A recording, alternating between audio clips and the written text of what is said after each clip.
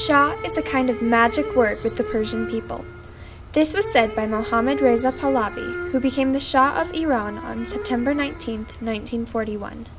He started out as a strong leader but created controversy when Mohammad Mossadegh was elected as Prime Minister of Iran. Mossadegh nationalized Iran's oil, which allowed profits to stay in Iran instead of abroad.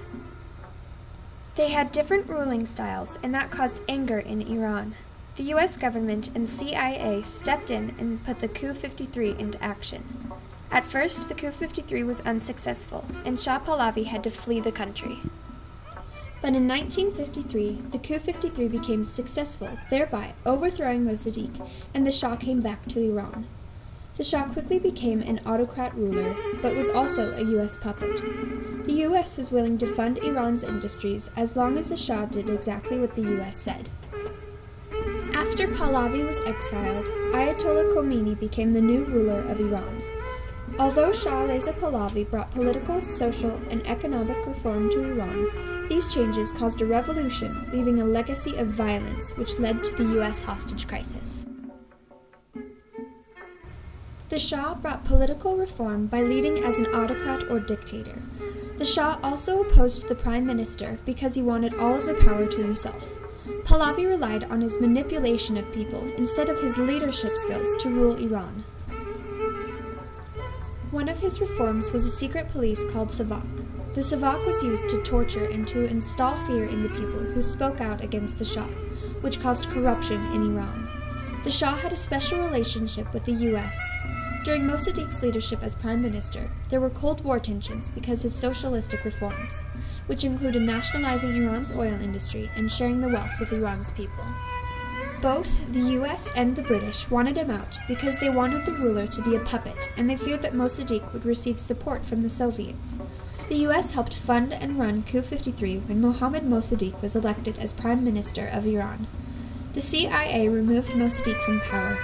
The coup was put into action in 1950, but it took 3 years to successfully exile Mossadegh. So it was out with Mossadegh and in with Shah Pahlavi. Coup 53 highly angered the people of Iran because Mossadegh was an elected leader that the Iranians approved of. Also, Iranians did not believe that the Shah was a strict and pure Shia, and his modernizations were too advanced for the conservative Iran. The people of Iran were also tired of being tortured and constantly looking over their shoulders due to the Savak. So there was one thing to do. Iranians had to revolt and create a revolution and force the exile of the Shah.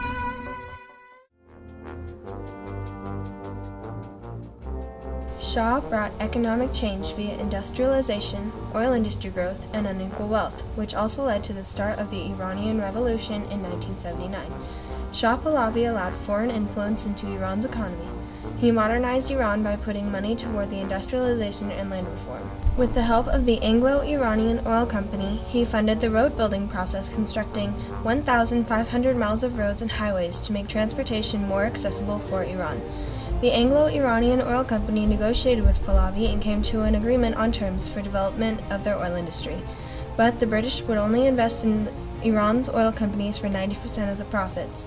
But when Mossadegh attempted to nationalize Iran's oil, the British put an embargo on Iran.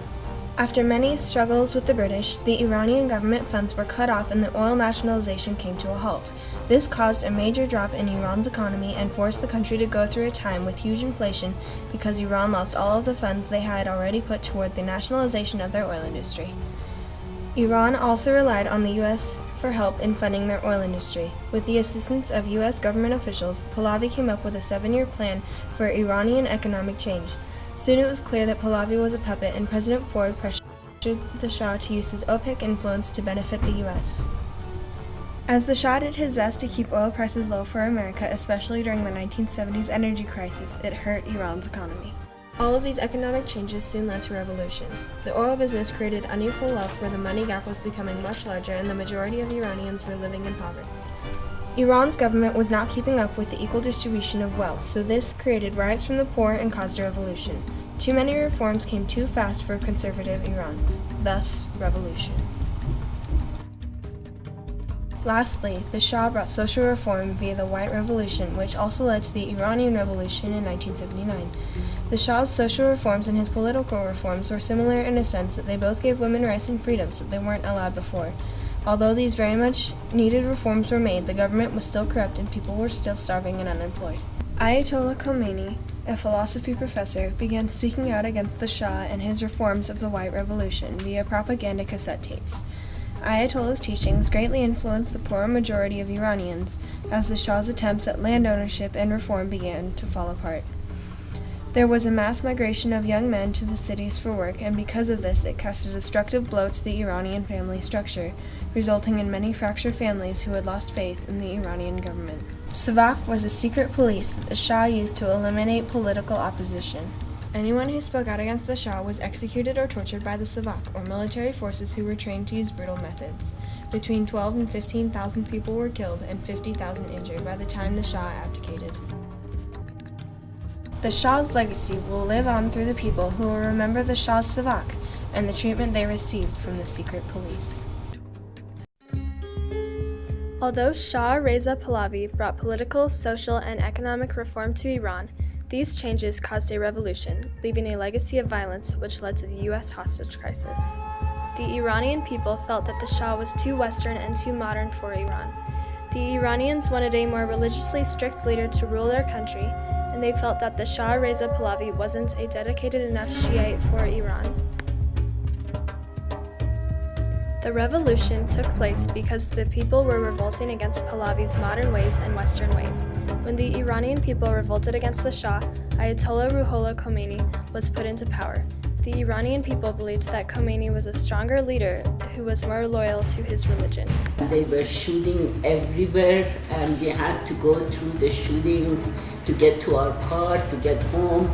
Middle of night, there were sounds of shooting and people screaming and riots and burning tires in the streets, and it was a nightmare.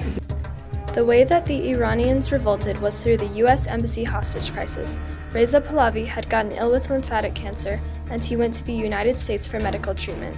With the people of Iran already unhappy with the choices that Pahlavi made while ruling, this made them even more angry that he left their country to seek medical help. As a result, a group of college student Iranian rebel nationalists seized the U.S. Embassy and took 52 American people hostage. Hostages were forced to sit facing a corner all day, every day, with their hands tied to their feet. The angry Iranian mob refused to release the hostages until America returned the Shah Reza Pahlavi back to Iran, along with billions of dollars that the rebel nationalists claimed the Shah Reza Pahlavi had robbed of the Iranian people. The Iranians wanted the Shah to be put on trial for his exile. The President of the United States during this time, Jimmy Carter, attempted to rescue the hostages. This rescue attempt was known as Operation Eagle Claw. The operation failed, embarrassing America and costing Jimmy Carter to lose his second-term election. Not until the day Ronald Reagan was elected President of the United States were the hostages released. After being held captive for 444 days, the hostages were released on January 21, 1981. Iran's economy today is unstable due to the sanctions imposed by the United States and the EU due to Iran's attempts at developing a nuclear program. The relationship between Iran and the U.S. has been severed since 1979 because of the U.S. Embassy hostage crisis. Recently, President Obama has just approved a nuclear agreement with Iran. A nuclear deal now can help open the door to a brighter future for you, the Iranian people. There's controversy with President Obama and Israel involving the nuclear negotiations. This is a bad deal. It's a very bad deal. We're better off without it. Iran also has tension with her neighbors because of the Shia militia groups throughout the Middle East. The Iranians will be helping the Houthis against the Saudis, and that may break out into a real first-class war. Thanks to the Shah, there will always be tension between the United States and Iran. Clearly, the Shah Reza Pahlavi left a legacy of violence by acting as a strong leader who brought reform to Iran, leading as a dictator which caused a revolution in Iran, and bringing on the U.S. Embassy hostage crisis through his decisions while ruling. It's no wonder that Pahlavi said, "Let me tell you quite bluntly that this king business has given me personally nothing but headaches."